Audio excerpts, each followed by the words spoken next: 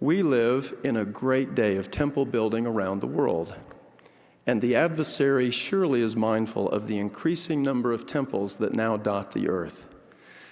As always, the building and dedicating of these sacred structures are accompanied by opposition from enemies of the church, as well as by ill-advised criticism from some within the church.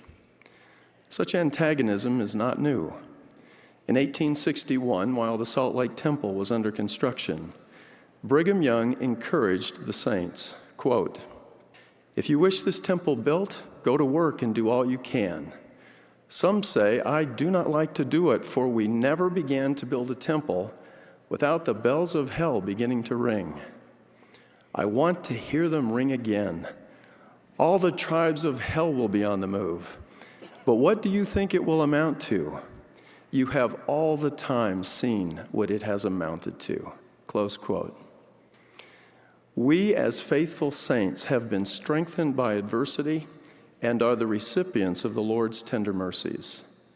We have moved forward under the promise of the Lord. I will not suffer that mine enemies shall destroy my work. Yea, I will show unto them that my wisdom is greater than the cunning of the devil.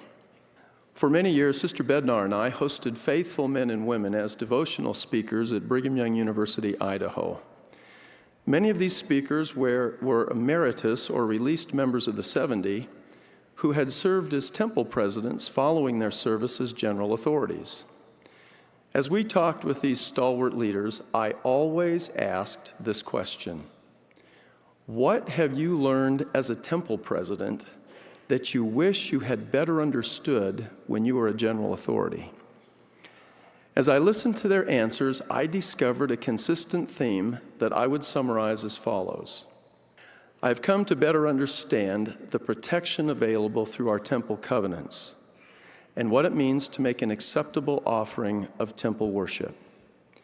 There is a difference between church-attending, tithe-paying members who occasionally rush into the temple to go through a session, and those members who faithfully and consistently worship in the temple.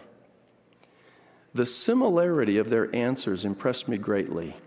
Each response to my question focused upon the protecting power of the ordinances and covenants available in the house of the Lord.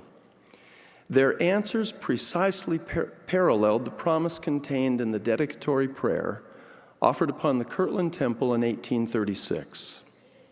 We ask thee, Holy Father, to establish the people that shall worship and honorably hold a name and standing in this thy house, to all generations and for eternity, that no weapon formed against them shall prosper, that he who diggeth a pit for them shall fall into the same himself, that no combination of wickedness shall have power to rise up and prevail over thy people, upon whom thy name shall be put in this house.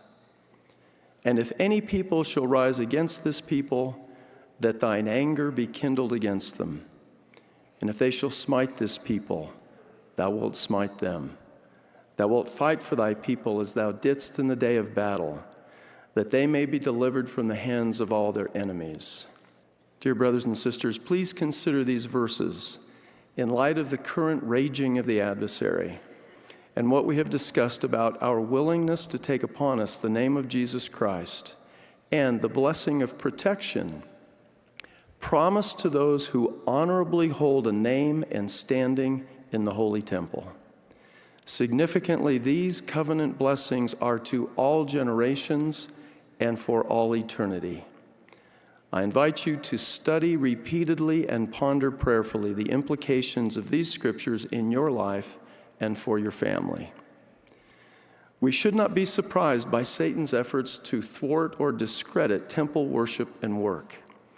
The devil despises the purity in and the power of the Lord's house, and the protection available to each of us in and through temple ordinances and covenants stands as a great obstacle to the evil designs of Lucifer.